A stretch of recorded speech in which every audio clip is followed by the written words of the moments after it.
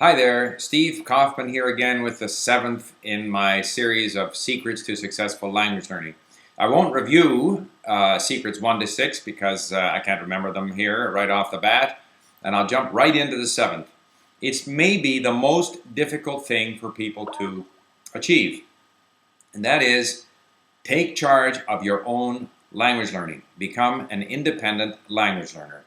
I believe that only independent language learners are successful and convert themselves into fluent speakers of another language.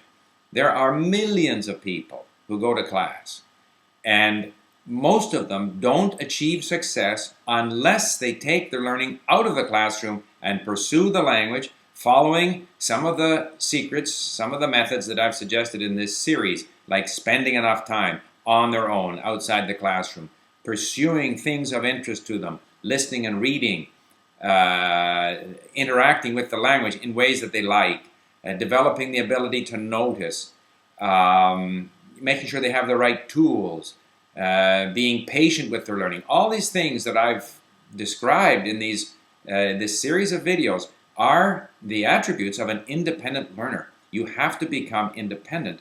I hear people all the time saying, why does this language go this way? Is this right or is that right? What does this mean?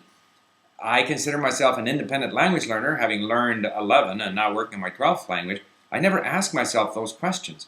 Either I have a translation handy, or I can figure it out by looking words up in the online dictionary, or I let it go, and I know that eventually this pattern or these words will start to make sense to me. If I want to look up something to do with grammar, it's easy enough to do today.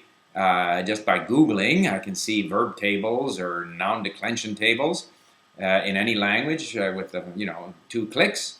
I have a little grammar book that I occasionally leaf through in the different languages, but I don't expect that any teacher has to teach it to me. I can access the language and learn from it and explore it on my own, and I don't need structure. And that's essentially how we've structured LinqQ. We do divide our content, our lessons, into levels of difficulty, but within each level of difficulty, you're free to explore whichever content strikes your fancy.